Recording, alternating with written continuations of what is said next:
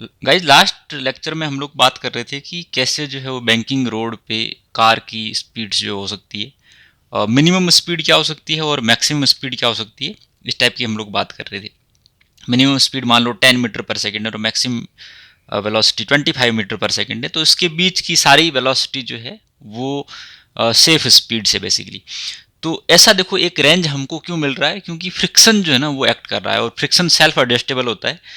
तो इसका मतलब क्या हुआ कि हमको एक फ्रिक्शन की वजह से एक रेंज मिल रही है बेसिकली।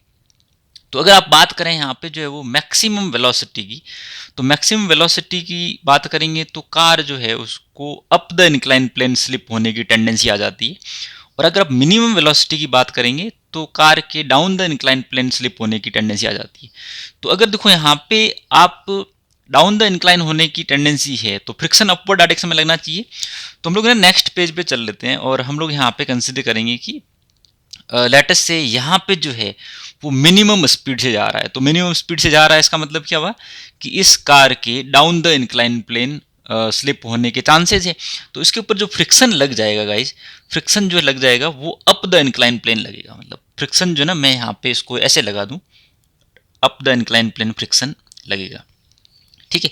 अगर आपके पास में मैक्सिमम वेलोसिटी है, मैक्सिमम वेलोसिटी है इसका मतलब क्या हुआ कि इस कार के down the incline plane, sorry up the incline plane slip होने की टेंडेंसी है। स्लिप होने की टेंडेंसी, अब वेलोसिटी बहुत ज़्यादा आप इंक्रीज कर दोगे तो सेंट्रीफ्यूगल फोर्स इंक्रीज हो जाएगा, तो बाहर की डायरेक्शन में स्लिप होने की टेंडेंसी है। मैक्सिमम वेलोसिटी के लिए इसके ऊपर जो फ्रिक्शन लगेगा वो अपोजिट टू टेंडेंसी लगेगा बेसिकली। तो हम लोग कंसिडर कर सकते हैं कि फ्रिक्शन जो लगेगा वो लगेगा down the incline plane basically. इसका मतलब क्या हुआ कि यहाँ पे आप वेलोसिटी को धीरे धीरे जैसे आप इंक्रीज करोगे तो इस फ्रिक्शन की रिक्वायरमेंट है ना कम होती जाएगी, और एक टाइम ऐसा आएगा जब फ्रिक्शन की रिक्वायरमेंट है ही नहीं, है ना। यहाँ पे जो है वो फ्रिक्शन की रिक्वायरमेंट नहीं है, इस टाइप का जो है एक टाइम ऐसा भी आएगा।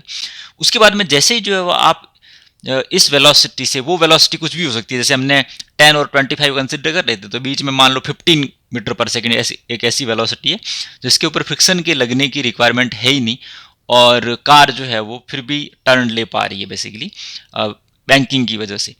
तो अब इस वेलोसिटी से जैसे आप वेलोसिटी इंक्रीज करोगे तो पहले फ्रिक्शन जो है अप द इंक्लाइन प्लेन था, अब फ्रिक्शन अपनी डायरेक्शन चेंज कर लेगा, डाउन द इंक्लाइन प्लेन लग जाएगा। तो इसका मतलब क्या हुआ कि यहाँ पे एक जब वैल्यू इस टाइप से आएगा, जब आपके पास में फ्रिक्शन लगेगा नहीं, तो इसको हम लोग बोलते हैं speed, speed for which minimum damage. काफ़ी बार डैमेज को वियर एंड टीयर भी लिखा होता है, wear and tear to tyres of car. देखो कार के जो टायर्स है उनको डैमेज कब होगा, जब फ्रिक्शन लग रहा होगा। तो फ्रिक्शन मान लो लग ही नहीं रहा, रिक्वायरमेंट ही नहीं है उसकी, तो हम लोग कंसिडर करेंगे मिनिमम जो है वहाँ पे वियर एंड टीयर होगा। तो आपको दोनों वेलोसिटीज ये तो वैसे तो पता ही है, मैं वापस से लिख देता हूँ एक बार कि मिनिमम वेलोसिटी के लिए मैक्सिमम फ्रिक्शन लगेगा अप द इंक्लाइन प्लेन, और इसका जो है वो फॉर्मूला हो जाएगा आर जी, एंड ये आ जाएगा आपके पास में tan theta minus mu upon 1 plus mu tan theta. ये मिनिमम वेलोसिटी है। अगर मैक्सिमम वेलोसिटी की बात करोगे यहाँ पे, तो मैक्सिमम वेलोसिटी के केस में जो है वो आपके पास में ये आ जाएगा V maximum is equal to R G under root tan theta plus mu upon 1 minus mu tan theta. ये मैक्सिमम वेलोसिटी है।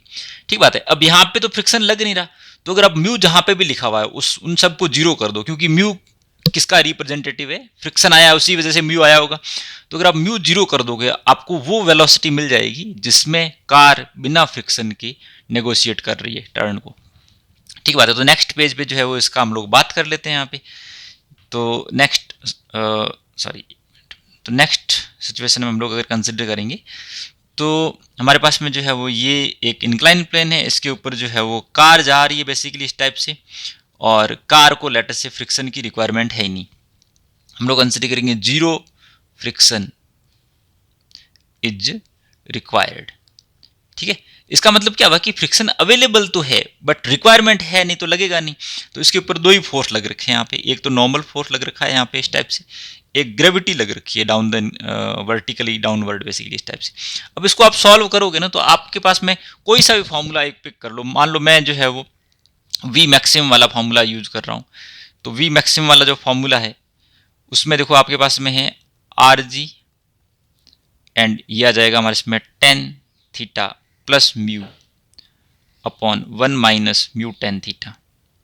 अब फ्रिक्शन लग नहीं रहा तो आप क्या करो, फ्रिक्शन या तो लग नहीं रहा या फिर फ्रिक्शन है ही नहीं बेसिकली। अब फ्रिक्शन मान लो जो है वो जीरो है तो इसका मतलब क्या हुआ कि आप म्यू को जीरो पुट कर दो, लेटर से फ्रिक्शन ही नहीं है तो आपके पास में एक ही वेलोसिटी मिलेगी जिसको आप जो है वो यहाँ पे बोल सकते हो, यह आ जाएगा are G tan theta plus zero upon 1 minus zero.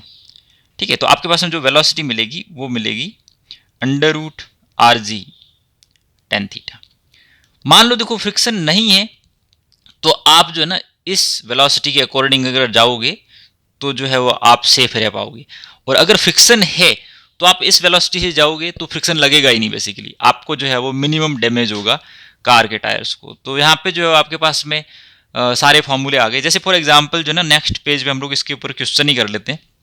और क्वेश्चन देखो यहाँ पे ये है, मैं शॉर्ट में ही लिखूंगा क्वेश्चन को। क्वेश्चन देखो यहाँ पे ये है कि एक इंक्लाइन प्लेन है और इसके ऊपर जो है वो एक कार है वो जा रही है, ठीक बात है, और इसका जो एंगल ऑफ इंक्लिनेशन है उसको मैं बोल देता हूँ 53 डिग्री, ठीक बात है। और ये जो इंक्लाइन प्लेन बना हुआ है वो है स्मूथ, ठीक है। और रेडियस ऑफ कर्व्ड रोड जो है बेसिकली, रेडियस जो है वो ऑफ कर्व्ड रोड वो मान लो कि 40 मीटर है, ठीक है। अब हमको बोला हुआ है कि बताओ कितनी सेफ स्पीड कितनी है ना, तो सेफ स्पीड आपको बतानी है। अब स्मूथ है तो इसका मतलब तो क्या है कि फ्रिक्शन लग ही नहीं पा रहा, फ्रिक्शन लग नहीं पा रहा तो हमको वो वेलोसिटी चाहिए जहां पे फ्रिक्शन जो है वो नहीं लगने पे जो है वो कार जो है वो टर्न कर जाती है। तो आप v की बात करोगे तो यह जाएगा under root R G tan theta only, friction तो है ही नहीं, ठीक है। तो यहाँ पे r का वैल्यू कितना है 40, g का वैल्यू आप 10 ले लो, ठीक है, कैलकुलेशन के लिए। टेन थीटा की जगह आप 53 डिग्री लिख दो तो ये आ जाएगा बेसिकली, यहाँ पे आ रहा है देखो 400, ठीक है, इंटू 1053 डिग्री का वैल्यू जो है वो अंडर रूट 4/3, तो ये आ जाएगा बेसिकली अंडर रूट में सब कुछ आ गया तो यहाँ पे आ जाएगा 20 इंटू 4 का हो जाएगा 2 अपॉन ये आ जाएगा √3। तो आपके पास में आंसर क्या आ गया 40 अपॉन √3 मीटर पर second is the velocity with विच जो है car should move for the safe negotiation of the curve. आपको यहाँ पे ये समझ में आ गया। अब देखो आपने ना यहाँ पे कर्व्ड रोड पे एक दूसरा फिनोमिना भी देखा है, आपने खुद ने फील भी करा होगा अगर आपने स्कूटी वगैरह चलाई है। तो जब बाइक जो है वो एक कर्व्ड रोड से पास होती है तो वो है ना टर्न ले लेती है बेसिकली, सॉरी बेंड कर जाती है ना। तो बेंड कर जाती है, तो बेंड क्यों करती है उसकी अगर हम लोग बात करेंगे यहाँ पे तो जैसे मतलब यहाँ पे मैं आपको डायग्राम जो है वो इंपोर्ट करके बताऊँ कि इस टाइप का जो है वो डायग्राम है हमारे पास में। ये जो है वो एक कर्व्ड रोड है, ठीक है, और इसके ऊपर जो है ना ये साइक्लिस्ट जो है वो टर्न लेना चाहता है। अब टर्न लेना चाहता है ना तो वर्टिकल से ना कुछ एंगल पे जो है वो ये बेंड हो जाता है। देखो मान लो ये वर्टिकल है और इसके साथ में इसका जो एंगल बन रहा है ना वो कुछ इस टाइप से थीटा बन रहा है, समझ रहे हो आप। तो ये जो है वर्टिकल से इसको थीटा एंगल पे जो है वो ये जा पा रहा है। तो इसका मतलब देखो क्या हुआ कि इसको टर्न लेने में हेल्प मिलता होगा, दैट इज वाई जो है he is bending from the vertical. तो हम लोग ना इसका जो है वो डायनेमिक्स कंसिडर कर लेते हैं। तो डायनेमिक्स कंसिडर करेंगे तो यहाँ पे अगर इसने जो है बेंड हो गया ना, अब इसके ऊपर जो नॉर्मल फोर्स लगेगा, नॉर्मल फोर्स ना वो इस डायरेक्शन में लगेगा, ये नॉर्मल फोर्स लग रखा है इसके ऊपर। तो नॉर्मल फोर्स के दो कंपोनेंट होंगे, एक आप बोल सकते हो यहाँ पे ये n, इसको आप बोल सकते हो n साइन थीटा बराबर है, और एक जो है वो वर्टिकल कंपोनेंट आएगा हमारे पास में, और वर्टिकल कंपोनेंट को इसको आप बोल सकते हो यहाँ पे n cos थीटा ना। तो मैं यहाँ पे लिख देता हूँ n cos थीटा। तो अब आपको पता है कि n साइन थीटा जो है ना वो सेंट्रीपेटल फोर्स प्रोवाइड करेगा, क्योंकि ये जिस टाइप का कर्व हमको दिख रहा है तो यहाँ पे हॉरिजॉन्टल सर्कल बनेगा। तो आप यहाँ पे बोल सकते हो कि n sine theta, n sine theta is equal to M V square upon R. ठीक बात है। अब एन कॉस थीटा की अगर बात करोगे आप, तो एन कॉस थीटा जो है वो एम जी को बैलेंस करेगा, क्योंकि देखो इस साइक्लिस्ट का कुछ ग्रेविटी भी तो है, ग्रेविटी भी तो लग रहा है, उसको कौन बैलेंस करेगा, एन कॉस थीटा बेसिकली। तो अब यहां से जो ना आप कैलकुलेट करोगे तो you will be able to find out the velocity with which the cyclist will negotiate the curve. तो आप यहाँ पे देखो डिवाइड कर लो, आप डिवाइड करोगे तो यह आ जाएगा N sine theta upon cos theta, तो यहाँ पे आ जाएगा tan theta. Tan theta is equal to ये आ रहा है M V square upon R, and नीचे एम जी और आ रहा है बेसिकली। तो इसको आप सिंप्लीफाई करोगे तो एम से एम कैंसिल हो गया, आपके पास में आ रहा है V square upon R G is equal to tan theta. तो अगर आप v की बात करोगे तो ये आ जाएगा under root R G tan theta. ठीक है। तो ये जो ना हमारे पास में जो है वो स्पीड है विथ विच जो है cyclist can negotiate the curve. तो ये देखो आपको समझ में आ रहा है कि ये उसी टाइप का जो फॉर्मूला है जैसा हमको स्मूथ बैंक्ड रोड पे मिलता था। ओके, अभी देखो हम लोग है ना, आपने सर्कस वगैरह में देखा होगा, इसको डेथ वेल बोलते हैं या फिर वॉल ऑफ डेथ बोलते हैं। तो इसमें देखो यहाँ पे जो पर्सन जो है एक वर्टिकल वॉल पे बाइक चला रहा है बेसिकली। तो देखने में बड़ा अनरियलिस्टिक सा लगता है ना, बट देखा होगा आपने कभी न कभी, एटलीस्ट सुना तो होगा ही बेसिकली, कि ये जो है ऑलमोस्ट वर्टिकल होती है या फिर इंक्लिनेशन बहुत ज़्यादा होता है इसका, और उसके ऊपर जो है वो वॉल पे ये पर्सन जो है वो बाइक चला रहा है और बाइक नीचे भी नहीं गिरती। ग्रेविटी है, ग्रेविटी ऐसे तो है नहीं, ग्रेविटी स्विच ऑफ हो गई है फिर भी जो है वो बाइक नीचे नहीं गिरती। तो इसका क्या कंसेप्ट है ना, फिजिक्स वाइज ये एक्सप्लेन किया जा सकता है कि नहीं किया जा सकता।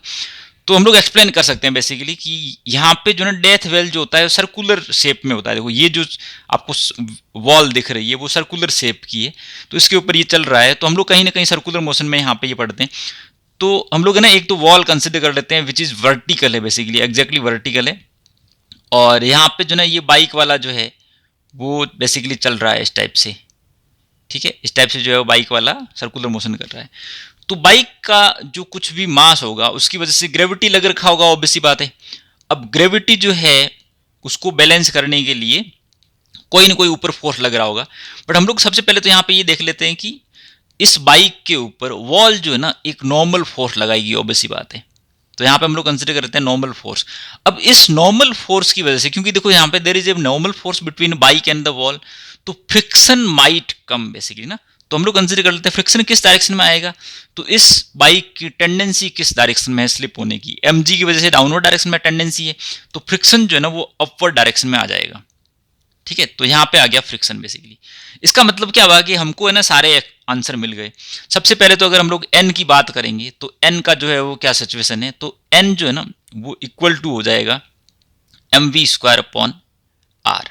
यहाँ पे आर जो है वो डेथ वेल की रेडियस है, एन जो है वो नॉर्मल फोर्स लग रखा है, और नॉर्मल फोर्स उसी डायरेक्शन, जैसे देखो इसका जो है वो अगर हम लोग कंसिडर करेंगे कि सेंटीपिटल फोर्स तो है, सेंटीपिटल फोर्स कुछ इस डायरेक्शन में लगेगा, क्योंकि ये जो है वो जो सर्कल बन रहा है उसका सेंटर जो है वो इस डायरेक्शन में होगा। अब देखो यहाँ पे दूसरा अगर हम लोग सिचुएशन कंसिडर करेंगे ना, तो उसको आप बोल सकते हो mu times of N is equal to M G. तो this is the minimum speed with which, ये ना यहाँ से आप सॉल्व करोगे ना वी का वैल्यू निकालोगे तो मिनिमम स्पीड है ये। अब इतनी स्पीड नहीं रखेंगे, एन अगर कम होगा तो फ्रिक्शन जो है वो एम जी को बैलेंस कर नहीं पाएगा। जैसे देखो वी ज्यादा होगा तो एन भी ज्यादा होगा, एज यू कैन सी। अब एन जो है वो उतना तो होना चाहिए कि म्यू एन का वैल्यू एम जी हो, समझ रहे हो आप। तो यहां से आप अगर आप सॉल्व करके निकालोगे तो आपके पास में जो वेलोसिटी का जो वैल्यू मिलेगा वो एक मिनिमम वेलोसिटी मिलेगी, जिससे डेथ वेल में जो है वो सर्कुलर मोशन में बाइक चल सकती है। तो उसको आप हटाओ, देखो यहाँ पे तो यह आ जाएगा म्यू, एंड इसको आपने लिख दिया M V square upon R is equal to M G. तो यहाँ पे देखो m से देखो m कैंसिल हो गया आपके पास में। अब आपको है ना बेसिकली क्या निकालना है, v का वैल्यू निकालना है। तो v स्क्वायर की बात करोगे ना आप आर जी अपॉन म्यू आ जाएगा।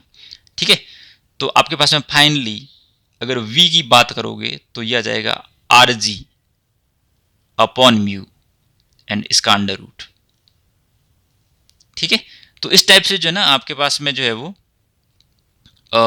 हम लोग कंसिडर करेंगे कि ये जो है वो आपके पास में मिनिमम स्पीड है। मैं मिनिमम लगा देता हूं यहाँ पे ना, कंफ्यूजन नहीं होना चाहिए कुछ भी। तो मैं लगा देता हूँ यहाँ पे, ये जो ना मिनिमम स्पीड है जिससे बाइक चल सकती है। अगर इससे कम स्पीड जो है ये रखेगा तो एमजी डोमिनेट कर जाएगा basically. Okay, so now we have this question, walls of death well of radius 10 metre, radius 10 metre है, has mu is equal to 0.5, find out the minimum speed of bike on walls. ठीक है, तो minimum speed हमको find out करने की कितनी होगी। तो आपके पास में जो है वो डायरेक्टली जो है इसका तो फॉर्मूला है, फॉर्मूले के अकॉर्डिंग जो है आपके पास में वी मिनिमम जो है वो आप रखोगे तो ये आ जाएगा under root R G by mu. तो आर का वैल्यू देखो 10 है, जी का वैल्यू ना 9.8 ले लेते हैं, आई थिंक जो उसके अकॉर्डिंग कैलकुलेशन सही बैठेगी। ये जो है वो 0.5 है आपके पास में। ठीक है, इसको फर्दर कैलकुलेट करो तो ये आ रहा है 98/0.5 का अंडर रूट। तो 98/0.5 जो है ना वो आ रहा है 196 का अंडर रूट ना। तो आपके पास में ये आ रहा है 14 मीटर पर सेकेंड। अब देखो मिनिमम स्पीड ये है, मैक्सिमम स्पीड कितनी भी हो सकती है ना, मैक्सिमम स्पीड कुछ भी हो सकती है, उस वो सेफ रहेगी, बट मिनिमम स्पीड ये है 14 से ऊपर ही होना चाहिए। 15 जो है वो स्पीड हो सकती है, 13 नहीं हो सकती। ठीक है, तो आई थिंक समझ में आ गया ये।